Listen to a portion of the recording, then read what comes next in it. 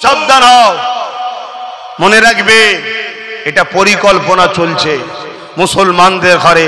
এই রিসেন্ট দেখলেন না, ওই ব্যারাকপুরের ওখানে একটা ভাঁড় বেরিয়েছে। ব্যারাকপুরের ওখানে কখন রাত্রিরে ঘুমিয়ে শুনছি এ দলে, পরের দিন ঘুমিয়ে শুনছি ও দলে। কখন যে কুদলে থাকে ও ভাঁড়কে বোঝা মুশকিল। ও এখন নতুন করে বলছে কি, মুসলমানদেরকে হাতে মেরো না ভাতে মারো, ওদের দোকানে খাবে না, ওদের দোকানে নেবে না, ওদেরকে কাজে নেবে না। এটা কি সংবিধান বিরোধী কথা না সংবিধানের পক্ষে কথা? এই ওকে ধরবে, ওকে ধরবে না, নওশাদকে 42 দিন ধরে রাখবে। কেন এরা সব ভাই বোন। রসুন দেখেছেন? রসুন, এই রসুন দেখেন না? রসুনের মাথাগুলো দেখবেন কম বেশি থাকে, ছোট বড়, আর পিছনটা দেখবেন সব এক। এদের কালার আলাদা, জার্সি আলাদা, নাম আলাদা। এদের সবার টিকি বাঁধা আছে নাগপুরে, শুনছেন? আর যে কটা মুসলমান এদের সঙ্গে আছে, ওই মুসলমান যতক্ষণ এদের দালালি করবে ততক্ষণ থাকবে। যেই দালালি করতে পারবে না অমনি কথা শুনছেন। এক দুজন ছেলে, অমুসলিম ছেলে, পাকিস্তানের পতাকা বেঁধেছিল, দেখেছিলেন? বেঁধে সেখানে পাকিস্তানের জয়গান আর ভারতের বিরুদ্ধে স্লোগান দিচ্ছিল। তাকে প্রশাসন ধরলো, এমন হালকা কেস দিল যে কেসে পরের দিন জামিন হলো। আর যখন জামিন হলো, কেন্দ্র সরকারের এমএলএ তাকে ফুলের মালা দিয়ে স্বাগতম দিয়ে নিয়ে যাচ্ছে। তাহলে দেশদ্রোহীদের ঘরে কেন্দ্র সরকাররা শেল্টার দিচ্ছে। আর যতগুলো পাকিস্তানের চর ধরা পড়ছে সব কেন্দ্র সরকারের সঙ্গে যোগাযোগ। দেখছেন না? দেখেন না? কেন্দ্র সরকারের দলের সঙ্গে যোগাযোগ আছে না নাই? যতগুলো ধরা পড়ছে, এরপরও তাদেরকে শেল্টার দিচ্ছে কারা? তারা। আর আমাদেরই পাশে ভাঙরে মসজিদ, মাদ্রাসা, কবরস্থান, ওয়াকফ সংবিধান বিরোধী আইনকে বাতিল করার দাবিতে কলকাতা শিয়ালদাতে যখন আন্দোলনে যাচ্ছিল, রাস্তায় আটকে এই রাজ্য সরকারের পুলিশ 1000-এর উপরে ছেলেকে কেস দিয়েছে। এখনো তারা অনেকে ঘর ছাড়া। কারণ কি? কারণ হলো একটাই, ওরা পাকিস্তানের দালালি করে, দেশের গাদ্দারি করে পরের দিন জামিন পাবে, ফুলের মালা দিয়ে আনা হবে। কেন? ওদের বাপেরা হলো বড় বড় নেতা। আর আমরা অন্যায় না করেও জেলে যে জামিন পাবো না কেন? আমাদের বাপেরা হলো ওদের বাপেদের দালাল, পাঁচ আটা গোলাম। কি গো, কথাটা কি কষ্ট হয়ে গেল নাকি? আর এই কথাগুলো আমি জাতিকে বুঝাই, যাতে করে জাতি মুনাফিক আর বেঈমান উভয়কে ঝেড়ে ফেলে দিয়ে নিজেদের গার্জেন তৈরি করে, যাতে করে আগামী দিন আমাদেরকে কেউ উচ্ছেদ না করতে পারে, আমাদেরকে কেউ মিথ্যা কেস না দিতে পারে, আমাদের জমি জায়গা কেউ দখল না করতে পারে, আমাদেরকে কেউ ধর্মীয় ভাবাবেগে আঘাত দিয়ে ক্ষতি না করতে পারে। করলেই তখন আমাদের গার্জেনরা সামনে এগিয়ে আসবে। শুনছেন তো? আর এই কথা যখনই বলি, ঠান্ডা করে বসে থাকা বেঈমান গুলো মুনাফিক মুসলমানকে ফোন করে, হারা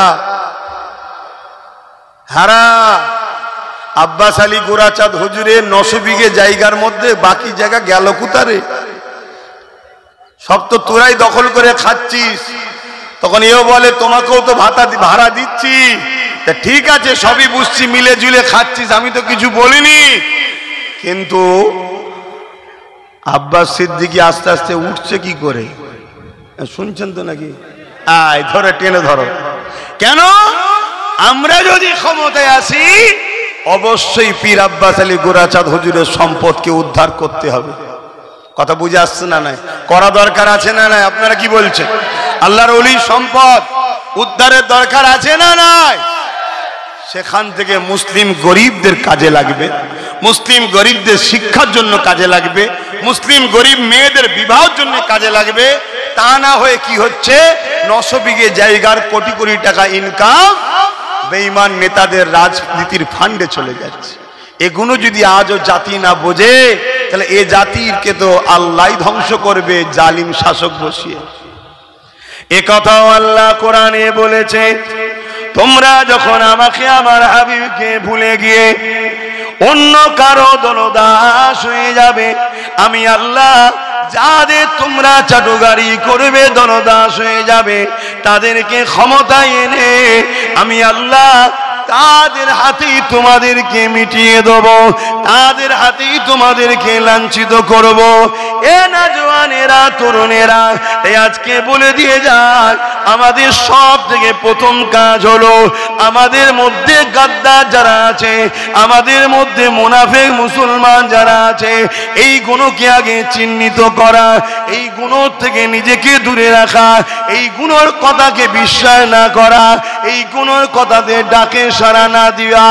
এ যুবকেরা, তরুণেরা, বাপেরা, যেমন আব্দুল্লাহ ইবনে উবাই, তার মুখে দাড়ি ছিল, মাথায় টুপি ছিল, সে নামাজ পড়তো, রোজা রাখতো, নবী পাকের সঙ্গে হজ করেছে, জিহাদে গেছে, কিন্তু কোরআন তাকে জাহান্নামী ঘোষণা দিয়েছে।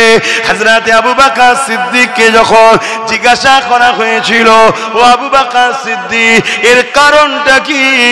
আপনি যা করেছেন ও তা করেছে।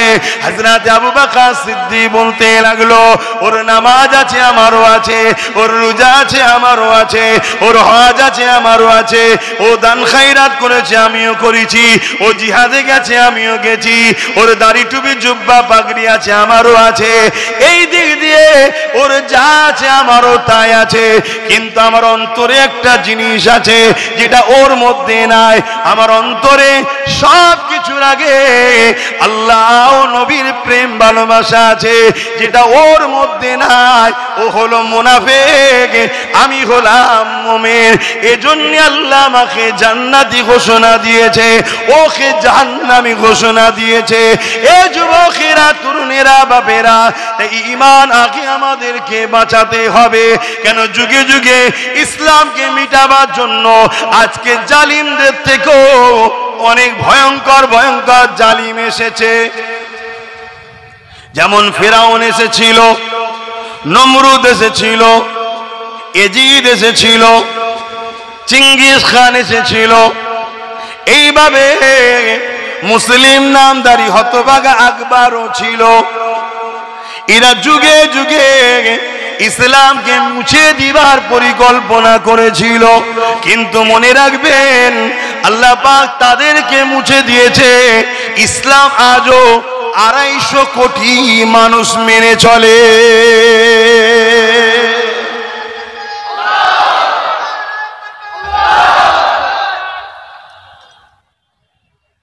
এর আগে অনেক হামলা হয়েছে বাপ, কিন্তু বর্তমান যে পরিকল্পনা আমার দেশে চলছে, যদি এই পরিকল্পনাকে আমরা বুঝতে না পারি, আর এই পরিকল্পনাকে ব্যর্থ করার জন্য আমরা যদি সংগঠিত না হই এবং যে ক্ষমতায় তারা করছে ওই ক্ষমতায় যদি পার্টিসিপেট না করে, প্রতিযোগিতায় না নামি, তাহলে মনে রাখবেন আজকে মসজিদ বিরোধী আইন হয়েছে, মাদ্রাসাকে লুটে লিবার আইন হয়েছে, কালকে নতুন একটা আইন আসতে চলেছে। সে আইনটার নাম হলো ইউনিফর্ম সিভিল কোড। শুনেছেন কি জানি না, এটা আরো ভয়ানক। আপনি ভাববেন মসজিদ যদি চলে যায় আবার বানিয়ে নেব, মাদ্রাসা যদি নিয়ে নেয় আবার বানিয়ে নেব, কবরস্থান যদি না দিতে দেয় নিজের জায়গায় দেবো। আপনি ভাববেন ঈদগাহ যদি নিয়ে নেয় নিজের জায়গাতে নামাজ পড়বো। কিন্তু ইউনিফর্ম সিভিল কোড এত ভয়ঙ্কর আইন আসছে যেখানে আপনার কোরআনকে ব্যান করে দেবে এরা, যেখানে আপনার নামাজ পড়তে দেবে না। এক দেশ এক আইন হবে। ওই আইনটা কেমন হবে? দেশের মাথায় একজন রাজা বসবে, সে যা বলবে দেশবাসীকে সেটা মানতে হবে। আর ইউনিফর্ম সিভিল কোডে আদিবাসীরাও বিপদে পড়ছে, দলিতরাও বিপদে পড়ছে, শিখ, পাঞ্জাবি, খ্রিস্টান সমস্ত জাতের মানুষেরা বিপদে পড়ছে। এমনকি যারা গরিব হিন্দু তারাও বিপদে পড়বে। কেন? তারা দাসত্ব প্রথা চালু করার পরিকল্পনা করছে। গরিবদের একটাই রাস্তা থাকবে, দাস দাসী। ভেবে দেখো, যদি আজও তোমরা না বোঝো, হয়তো আমি বুঝাচ্ছি আমার দুশ্মন বেড়েছে, আরো বাড়বে। পুরো পৃথিবী যদি দুশ্মন হয়ে যায়, আল্লাহ রসুলের জন্য পুরো পৃথিবীর দুশ্মনের মোকাবেলায় এক আব্বাস সিদ্দিকীর লড়ার ঈমান ও মন মানসিকতা নিয়েই বাইরে বেরোই আমি। এতে যদি কেউ বলে রেজাল্ট কি, রেজাল্ট সব থেকে বড় রেজাল্ট হলো এটা, আল্লাহর কাছে আমি পিয়ারা হব, আল্লাহ আমার উপরে রাজি হবে। এর থেকে বড় রেজাল্ট আর কি চাই? আমার স্রষ্টা আমার উপরে রাজি হবে, এর থেকে বড় রেজাল্টের কিছু দরকার আছে আর? তাই আপনাদেরকে বলি, এই যে আজকে ইসলামকে টার্গেট করেছে আমার ভারত, মসজিদ মাদ্রাসাকে টার্গেট করেছে, মুসলমানগুলোকে বিভিন্ন জায়গায় কুপিয়ে কুপিয়ে মারছে, কখনো লাভ জিহাদের নামে, কখনো গোরক্ষা বাহিনী দ্বারা বিভিন্ন ভাবে মুসলমানকে যে কুপিয়ে মারছে, এবং মুসলিম বেটিদের পবিত্র বোরখা পর্দাকে ধরে যে বেউজ্জতি করা হচ্ছে, এটা কিন্তু একদিনের পরিকল্পনা নয়, এটা অনেক দিন ধরে আস্তে আস্তে হচ্ছে। আর এই পরিকল্পনা সব থেকে বড় ভয়ঙ্কর ষড়যন্ত্র হলো মুসলিম ছেলেদের ঘরে গান, মেলা, যাত্রা, ফাংশন, এই খেলা মেলার মধ্যে ভুলিয়ে রাখো। এদের কাছে, হাক্কানি উলামাদের কাছে যেতে দিও না। যদিও যায় এদেরকে আটকে দাও, আর যদিও না আটকাতে পারো এদের কাছে উলামাদের কাছতে দিও না। যারা এদেরকে নবীর সঙ্গে জুড়তে চায় এদের সঙ্গে জুড়তে এদেরকে দিও না। মনে রাখবেন, আলেম তো হাজারো আছে। এ সমাজে এমনও আলেম ছিল, ব্রিটিশ পিরিয়ডেতে কলেমা প্রচার করার জন্য ব্রিটিশ সরকার তাকে বন্দী করেছিল, বন্দী করে তাকে মৃত্যুদণ্ডের ফাঁসি শাস্তি দিয়েছিল। কালকে ফাঁসি হবে, মন দিয়ে শুনছো তো ভাইরা? কালকে ফাঁসি হবে। আর আজকে আর একজন আলেম এসে জানাকে ফাঁসি দেবে, তিনাকে বলছে কাল তো তোমার ফাঁসি, তো কলেমাটা পড়ে লাও। আল্লাহ পাকের ওই কলেমা প্রচারকারী বান্দা, কলেমা প্রচারের জন্য যাকে ফাঁসি দেওয়া হচ্ছে, সেই বান্দা এই আলেমকে দেখে গায়েব হয়ে গেছে। তোমাকে ভয় লাগে না? তুমি থানা জেলের মধ্যে এসে আমাকে কলেমা পড়াচ্ছ, আমার ফাঁসি হচ্ছে, আমাকে ধরেছে কারণ কি? আমি কলেমার প্রচার করছি বলে। তুমি যে কলেমার প্রচার করছো, তোমাকেও তো ব্রিটিশ গভর্নমেন্ট জুলুম করবে। তখন সেই আলেম বলেছিল, সেই আলেম তখন বলেছিল, শুনছেন আপনারা? ইতিহাস তো পড়েন, একটু বলছি শোনেন। সেই আলেম তখন বলেছিল, এই মৌলানার নাম কি? কুতুব শহীদ। মৌলানা সাহেবের নাম কি? কুতুব শহীদ রহমাহুল্লাহ। তিনাকে ব্রিটিশ ধরেছিল কেন? তিনি কলেমার প্রচার করে। আর ওনাকে ব্রিটিশ জেলের মধ্যে কলেমা পড়াতে এসছে আর একজন আলেম। সেই আলেমকে কুতুব শহীদ হুজুর জিজ্ঞেস করছে, আরে তুমি আমাকে কলেমা পড়াতে আসছো, আমাকে ফাঁসি দেওয়া হচ্ছে কলেমার প্রচারের জন্য, তা তোমাকে কি সরকার ধরবে না? তখন ওই কুতুব শহীদকে ওই আলেম বলেছিল, এ কুতুব শহীদ শোনো, কুতুব সাহেব আমাকে তো ইংরেজ সরকার মাইনে দিয়ে পুষে রেখেছে। কি বুঝলেন? তাহলে এই সমাজে একদল আলেম ইসলামের প্রচারের জন্য জালিম অত্যাচারী শাসকদের জুলুমের শিকার হয়, আবার একদল আলেমকে জালিম শাসকরা ইনভাইট করে এক স্টেজে বসে হই হই করে। এটা ভাবতে হবে ইতিহাস, এটা ইতিহাস ভাবতে হবে।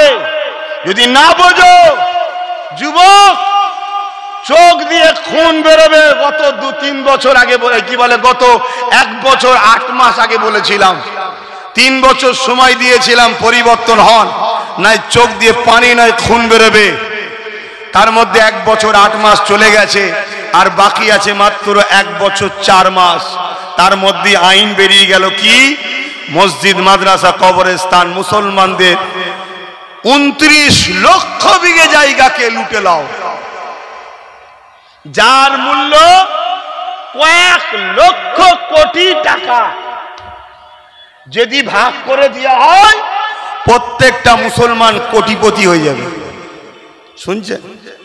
কিন্তু আমাদের সেদিকে তো খেয়াল নাই। আমাদের খেয়াল আছে ফ্রি বিরিয়ানি কোথাও পাওয়া যায়, আমাদের খেয়াল আছে কোথায় 200, 500, 1000 ভাতা পাওয়া যায়, আমাদের খেয়াল আছে কোথায় 2500, 3000 পাওয়া যায়।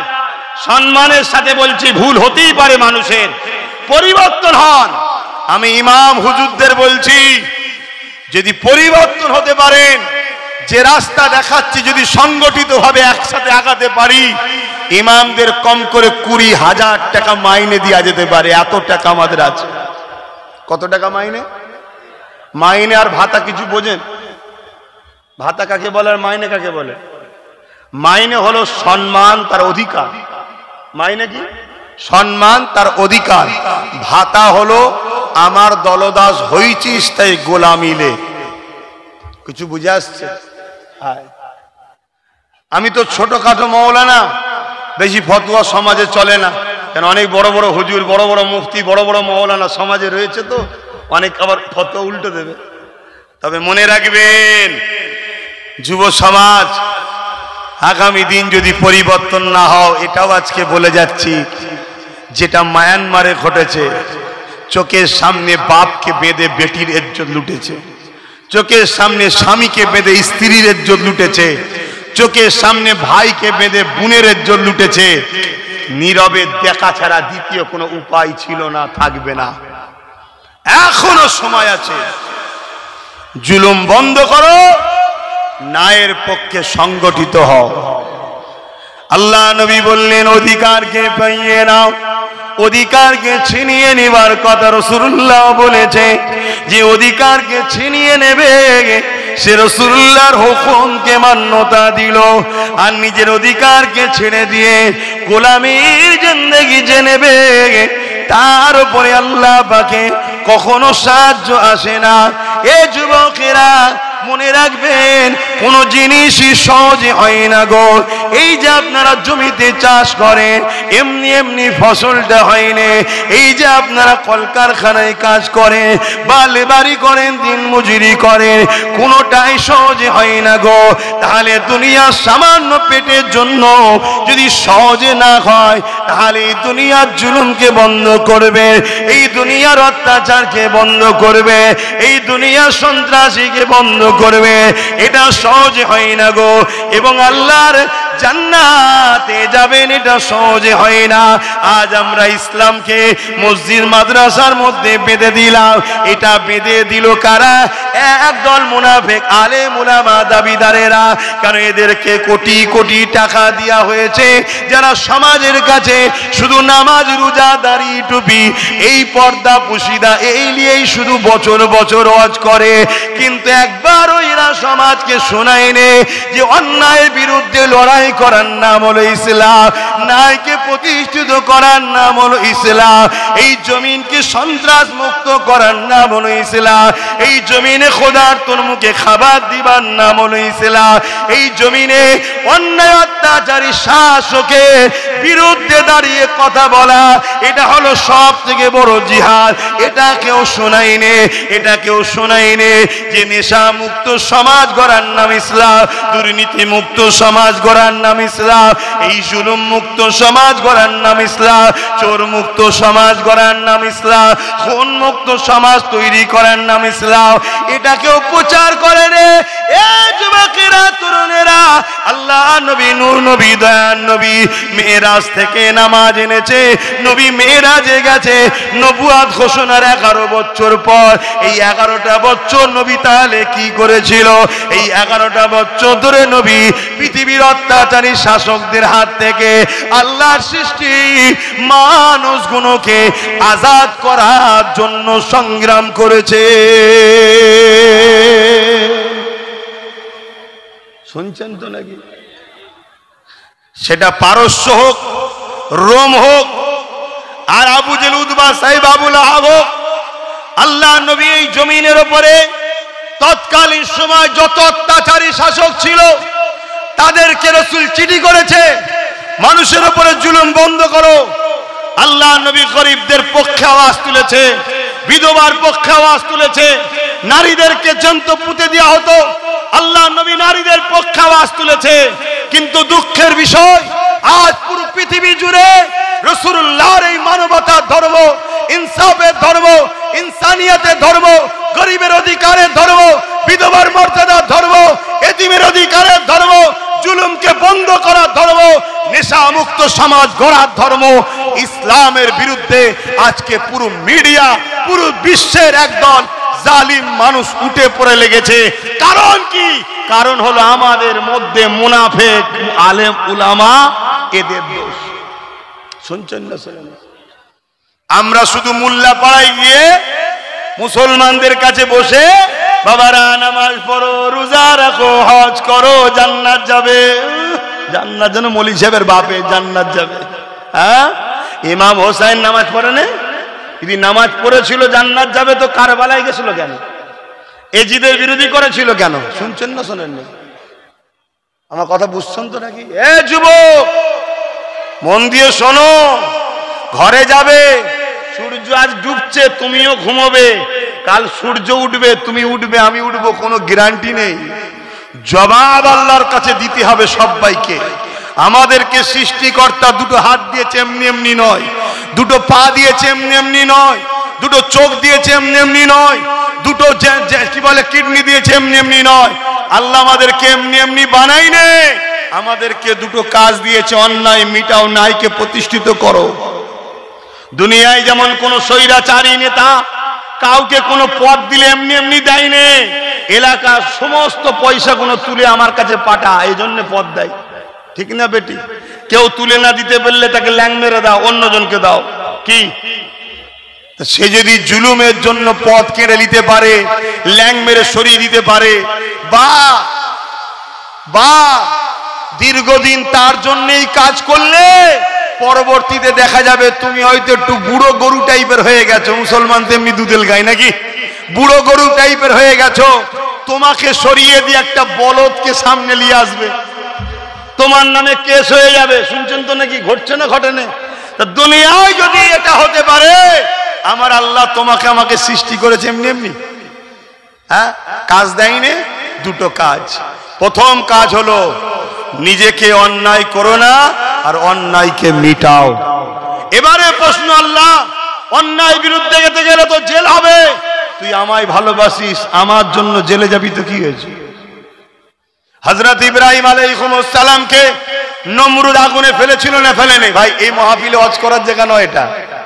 কেন? পরিস্থিতি দেখতে পাচ্ছেন তো, সবার মন চঞ্চল, পায়ে কখনো পুটা ঘুরছে, কখনো কাদা নরম এক পাশ থেকে আর এক পাশে সরে যাচ্ছে। ও ভাবলো কিছু ঢুকে গেল না রে বাবা, দেখছে, সরসর করছে, কথা বুঝে আসছে। এই পরিস্থিতিতে ওয়াজ করার ব্যাপার নেই, কিন্তু তারপরেও এসেছি যখন, বলা আমারও দায়িত্ব আছে না? হক কথা যদি না বলি, আল্লাহ আমাকেও ধরবে। হযরতে নবী ইব্রাহিম আলাইহিস সালাম, এটা কি মাস চলছে? আরে আরবি বলো, এলাকা থেকে যাইনে। জিলহজ মাস চলছে, জিলহজ। জিলহজের দুটো জিনিস আছে, একটা হলো হজ আর একটা হলো কুরবানি, আর এই দুটোই হলো ইব্রাহিম নবীর স্মৃতি। জোরে বলুন সুবহানাল্লাহ। ইব্রাহিম নবী 4500 বছর আগে এসেছিলেন। ইব্রাহিম নবী যখন আসেন, ওই সময় পৃথিবীর একটা রাজা ছিল, নাম তার নমরুদ। এত বড় শয়তান, এত বড় জালিম, এত বড় অত্যাচারী, এত বড় খুনি, এত বড় চরিত্রহীন, এত বড় সমাজ বিরোধী, এত বড় সন্ত্রাস, যার ইতিহাস বললে ভয় লাগে যে এত বড় আতঙ্ক ছিল। সেই নমরুদ, তার অন্যায়ের বিরুদ্ধে ইব্রাহিম নবী কথা বলেছে, তার জুলুমের বিরুদ্ধে ইব্রাহিম নবী কথা বলেছে। আর তুমি তোমার পাড়ার চারানার নেতার বিরুদ্ধে কথা বলতে পারছো না? শুনছেন না? শুনেন? তোমার আমার বাপ তো ইব্রাহিম নবী, জানেন তো নাকি? তোমার আমার পাড়ায় যদি কেউ জালিম নেতা থাকে, ভালো নেতা হলে তার বিরোধী করার অন্যায় হবে, তাকে ওজন সাপোর্ট করা দরকার। যদি কেউ ভালো হয়, সৎ হয়, ভদ্র হয়, নম্র হয়, গরিব দরদি হয়, তার জন্য আল্লাহ পাক বলছে আরশের ছায়া আছে। জোরে বলুন সুবহানাল্লাহ। শুনছেন কি? কথায় আবার অসুবিধা হচ্ছে নাকি? কেন অনেকে আবার বলে, অনেক বলতে মুনাফেক গুলোই বলে, কি বলে, হুজুরের ছেলে জলসা এসে রাজনীতির কথা বলবে কেন? শুনছেন না শোনেননি?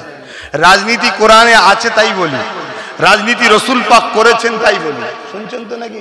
আবার এ কথা যখন বলবো তখন আবার বলবে রসুল তো খেলাফত করেছে, খেলাফত। আরে মূর্খ, নবী পাক সাল্লাল্লাহু আলাইহি সাল্লাম ইসলামিক রাষ্ট্রে কিভাবে রাজনীতি করতে হয় ওটাও যেমন শিখিয়েছে, সর্বধর্মের মানুষকে কিভাবে রাজনীতি করতে হয় ওটাও আমার রসুল শিখিয়েছে। জোরে বলুন সুবহানাল্লাহ। আমার নবী যখন মক্কা থেকে হিজরত করে ইয়াসরিবে গেল, যেটা মদিনা শরীফ আমরা বলি, এখন নাম হয়েছে, ওই ইয়াসরিব এত ভয়ঙ্কর ছিল, সেখানে নিজেরা প্রত্যেকে অস্ত্র ছাড়া থাকতো না। কেন? একে অপরকে সর্বসময় কাটাকাটি করত, তাদের মধ্যে বহুত দল বহুত গোষ্ঠী ছিল, একে অপরকে মারত। আল্লাহ নবী তাদের কাছে গেলেন, তাদের প্রত্যেকের লিডারদের ঘাড়ে বুঝিয়ে আল্লাহ নবী তাদেরকে বুঝালেন যে অস্ত্র যদি নিজেরাই মারপিট করে মারো তাহলে তোমরা কি করে বিকাশ হবে, কি করে উন্নতি হবে? কেন মদিনা ছিল সব থেকে পিছিয়ে পড়া জায়গা, সব থেকে গরিব জায়গা, সর্বদিক দিয়ে পিছিয়ে ছিল মদিনা শরীফ, তখন নাম ছিল ইয়াসরিব। আল্লাহ নবী তাদেরকে নানান দিক দিয়ে বুঝালেন। একটা দিন রাসূল পাক সাল্লাল্লাহু আলাইহি ওয়াসাল্লাম তাদেরকে বুঝালেন যে দেখো, বিদেশে তোমরা সমস্ত কিছু বিজনেস বলো, অর্থনীতি বলো, সমাজনীতি বলো, রাজনীতি বলো, সবটা করতে গেলে নিজেদের ঘরেও রাজ পাওয়ার তৈরি করতে হবে। শুনছেন আমার কথা? হ্যাঁ, আমার রজ রেকর্ড হয়, কোন মুফতি মৌলানা নেতাদের দালালি খাওয়া কেউ যদি থাকে আমার সঙ্গে ডিবেটে বসুক। জাব্বার সিদ্দিক কোরআন হাদিসের বিরুদ্ধে কথা বলছে, আল্লাহকে সাক্ষী রেখে বলছি ও মুসলমান নয়, প্রমাণ করে উঠবো ইনশাআল্লাহ। এ জাতিকে শেষ করেছে আমাদের একদল মুনাফিক উলামারা, এ জাতিকে শেষ করেছে। শুধু গলা লম্বা করে বলবে রাজনীতি করি না, আর অথচ নেতাদের সঙ্গে শুধু ঘুরঘুর করে। হ্যাঁ, তোমাদের সব থেকে বড় ক্ষতি করেছে। আজকে গণহত্যা করা হচ্ছে মুসলমানদের ঘরে, গণহত্যা করা হচ্ছে। আমরা যদি পশ্চিম বাংলায় 30% বাইরে হই, আমরা জেলে আছি 55%। তাহলে এই যে হাজার হাজার মুসলমানের ঘরের ছেলেকে মিথ্যা গেজার মামলায় ভরে দিয়েছে, কত হাজার হাজার পরিবার শেষ হয়ে গেছে জানো? একটা পরিবারে একটাই ছেলে। কটা ছেলে? একটাই ছেলে। বাইরে কাজ করে, গত 8-10 দিন আগে তাকে মারতে মারতে মেরে ফেললো। কেন? মুসলমান। রাজ্যে কাজ নেই, বাইরে গেছে, সে মরে গেল। সে তো মরে গেল, তার বাপ, তার পরিবার, তার স্ত্রী, তার বাচ্চার লাইফটা কি হলো? সেটাও তো শেষ। তাহলে এই বাংলাতে এরকম 55% মুসলমানের ঘরের ছেলে জেলে আছে। কি জন্যে? গেঁজার কেসে। আরে যার ধর্মের আইন হলো গেঁজা হারাম, আর তারা শুধু গেঁজার ব্যবসা করে। হ্যাঁ, শুনছেন না শোনেন নে? এই বাংলায় যদি গেঁজার ব্যবসা হয়, মনে রাখবেন এই গেঁজার ব্যবসা সম্ভব, সরকার সাথ দিচ্ছে তাই। সরকার যদি সাথ না দেয় গেঁজার ব্যবসা হতে পারে না, পারে না, পারে না, পারে না। সরকার ভাগলাই আর গেঁজার ব্যবসা করায় প্রশাসনের মাধ্যম দিয়ে। শুনছেন না শোনেন না? আমি ওপেন বলে যাচ্ছি, শুনছেন না শোনেন না? কেন? প্রশাসনকে যদি সরকার চাপ দেয় যে গেঁজা কোনোভাবে আমার বাংলা বা আমার দেশে চলবে না, সে সেন্টার হোক আর রাজ্য, পুরো গেঁজার গোষ্ঠী সমেত ভারত থেকে বেরিয়ে চলে যাবে, কোনো ব্যবসায়ী থাকবে না। কিন্তু না, এদেরকে না দিয়ে একটা দুটো কেউ করে, সেটা আলাদা কথা, সহযোগিতা ছাড়া হতে পারে না। সে জায়গায় মুসলমান এত গেঁজার কেসে ঢুকছে কেন? শুধুমাত্র ফাঁসানো হচ্ছে। কেন ফাঁসানো হচ্ছে? মুসলিম যুবককে মেরুদণ্ড ভেঙে দাও, 7 বছর 8 বছর ধরে ভরে রেখে দাও। শুনছেন না শোনেন? ভরে রেখে দাও। ভরে যখন চলে যাবে, তাদের বাচ্চাগুলো, তাদের মা বাপগুলো সব শেষ হয়ে যাবে। যা, তোর ফোন কাদায় চলে গেল রে, যা যা, গেছে একটা নতুন কিনে নিবি, আবার কি আছে? আর নাই তো পুরাতনটা ছাড়ছিলিস নি। শুনছেন তো নাকি? আমার কথা আপনাদের কষ্ট হচ্ছে? আমি আপনাদের দুশ্মনী করছি তো নাকি? মুসলিম জাতির আমি দুশ্মন তো নাকি? নাই, মুসলমান 55% জেলে, আর আমার কেন কষ্ট হচ্ছে? আমি দুশ্মন তো তাই? ভাবো ভাবো খুব